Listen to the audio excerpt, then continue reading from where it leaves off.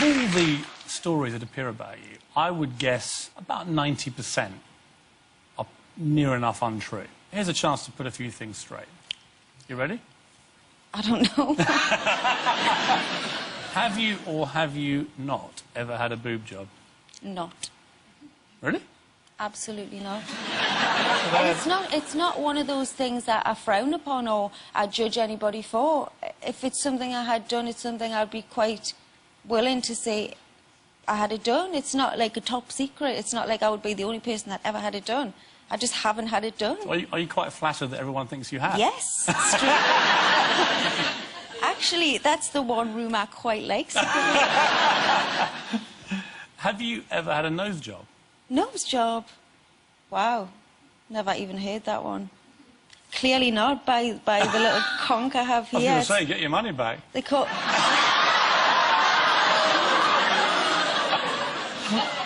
Everyone's allowed an imperfection. No, yours is your hooter. They call... Exactly. I quite like the little ridge. They call it the Tweedy snack. A Tweedy snack? Yes. I've got a Tweedy nose. A Tweedy snack? Yeah. So you'll never get it fixed, you don't think? Are you suggesting I need to? No. There's been a suggestion that you already have, so I'm just throwing it out there as a possibility. Wow. Did you buy a £35,000 wind tunnel to keep fit so that you could be as thin as Danny Minogue? Wow. That's a good one. Is it true? Does it exist? Do you keep fit in a wind tunnel? A Piers, is that a serious question? Yes. Do you ever get into one? I've seen one of these things. You get in them and you get blown away by turrets of wind. No, absolutely never heard of it. Do you ever diet or not? I'm always, like, aware of what I eat. And I have days where I just want to eat what I want to eat. Especially as a woman, you have those days. And then I'm one of those people that'll have burger and chips, and then for the whole of the rest of the day go, wish I'd never ate those burger and chips. Wish I'd never ate those burger... Why did I eat those burger and chips? While I'm eating a packet of crisps. And you have your crafty fags, don't you? How many do you smoke a day now? Oh. Naughty me. No. Come on. How many a day? Probably about 5, not many. Well, probably 20 today. You've had a very traumatic year, everybody knows that, for a number of reasons, and everyone's been giving lots of attention to your health. How are you actually feeling physically right now? It's actually been just over the 12 weeks, so all my blood is new and I feel great.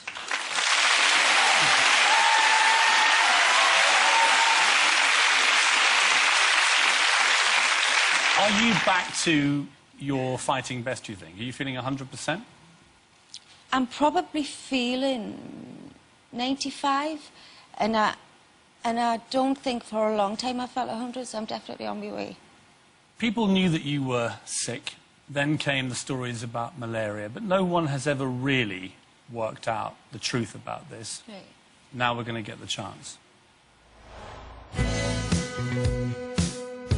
In July this year, Cheryl took time out from her busy schedule and jetted off for a holiday in Africa with her close friend Derek Hoff.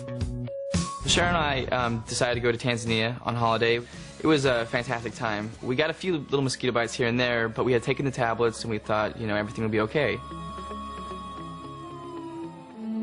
2 weeks later, Cheryl was at the X Factor auditions in Cardiff when she began to feel ill.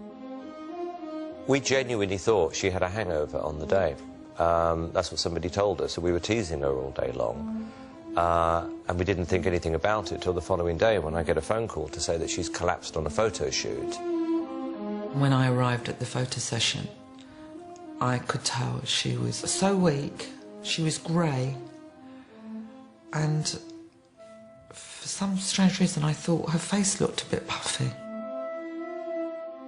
Cheryl was sent home to rest and a doctor was called. Right before the doctor left, I just kind of had this kind of overwhelming feeling of she needs to get her blood, you know, checked. He didn't know it yet, but Derek's quick thinking may have saved Cheryl's life. The couriering of the blood and the alerting of the hospital and the prompt response by the medical team, I think, really was essential. The doctor said, you know, she needs to come in right now. Cheryl was in serious trouble and was rushed to intensive care. Her body had swelled so much. I couldn't see her eyes, they were just like slits. I was a different person.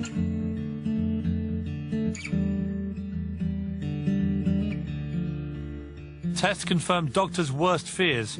Cheryl had malaria. There are 4 types. She had the worst one, and it's a dangerous, life-threatening type of malaria. The kidneys weren't working, the lungs were filled with fluid, there was parasites all over in her blood. Cheryl was told that the next 36 hours would be make or break for her. She was deteriorating all the time. Her breathing was much worse as time went by, and we thought it was only fair to let everyone know just how seriously ill she was. I remember Cheryl saying, you know, am I going to die? And I remember the doctor coming up to her and saying, there's a possibility. I don't know how somebody copes with the fact they might die.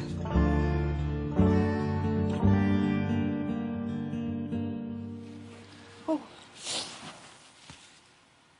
I suppose the obvious question is, when the doctor said that to you, that there was a possibility you might die, I mean, what was going through your mind?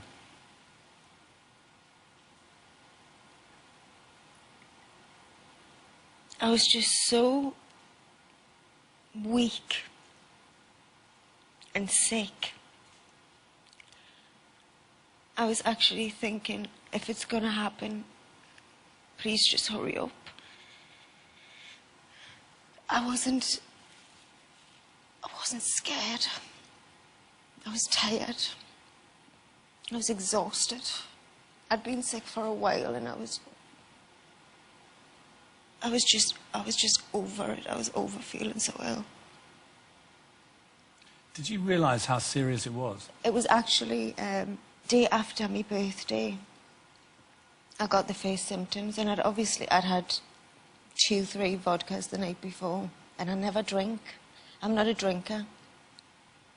And I just thought, this really affects me. I woke up in the morning and I was putting my moisturiser on, my skin hurt. My skin was sore. And I thought, oh, this is the worst hangover I've ever had. But not for 1 second did malaria cross my mind. Not for 1 second. Even though you'd just been to Africa? Not at all. So you're getting steadily worse. You get to this photo shoot when it gets dramatic suddenly. Talk me through what happened there. Again, same thing, got up in the morning. My skin was sore to touch. My lips were blue.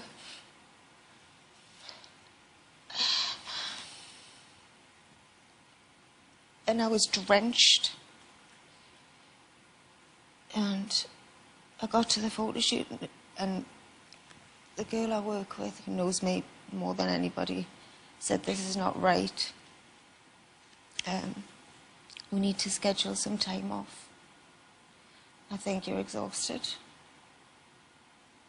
Then what happened? Sorry.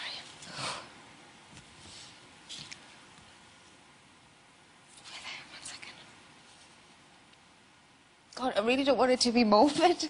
I really don't want it to be like this. But I think people are realising, probably for the first time, how serious this was. It's only 12 weeks ago. It's very raw. Do you remember the moment when you collapsed? I'd been really excited to do the photo shoot. It was for Vogue. And they'd flown a photographer in from New York and dropped him at the wrong airport. This is what I remember specifically. And he'd driven 3 hours to get to the photo shoot. And they were saying to me, go home, and I remember thinking, this poor guy, he's driven, he's had a terrible time getting here, driven all the way here. I said, just let me lie down for an hour, I'll be okay. And that was it. I was out like a light. I did the photo shoot. And I went home, and that was the night. That was the night. The key moment of that evening was Derek saying, you've got to have a blood test. And what has become clear from interviewing your doctor is that if he'd not done that, you may well not have survived. So effectively, Derek saved your life. Well, absolutely. And I'm a bit pathetic when it comes to needles. Like, I can't, it has to be a baby one. And I was actually really angry with him for suggesting that I get my blood taken. Like, you're making me have a needle. Little did I know, he saved my life. Your mother said in her interview that your organs began to fail. Are you even aware of any of this? I remember actually feeling like I was dying, if that makes any sense.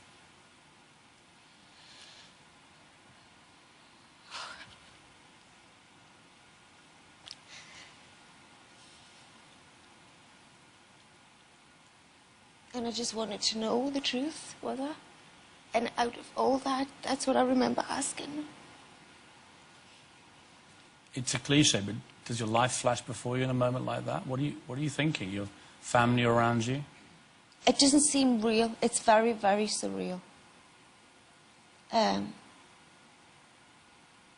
my mother never showed me her emotion there and then. She was strong. And I think there was a point I said to her, what they laugh about now, you make sure you get someone here tomorrow to write my will. You said that? Yeah. And I remember thinking to myself, my sister can have that. I know it's like, now looking back, it feels very surreal, but at the time, it seemed like almost matter of fact. You owe a lot to Derek. Yeah. I mean, pretty amazing thing that he did. Just his instinct probably saved your life. Yeah. That's a pretty good friend to have. He's an amazing, amazing person.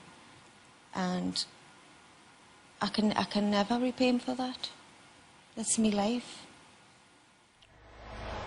I just don't think somebody like you would fall in love and marry a complete idiot. You know, apart from the obvious, he never tried his bad. He's not a bad person, just a nice guy.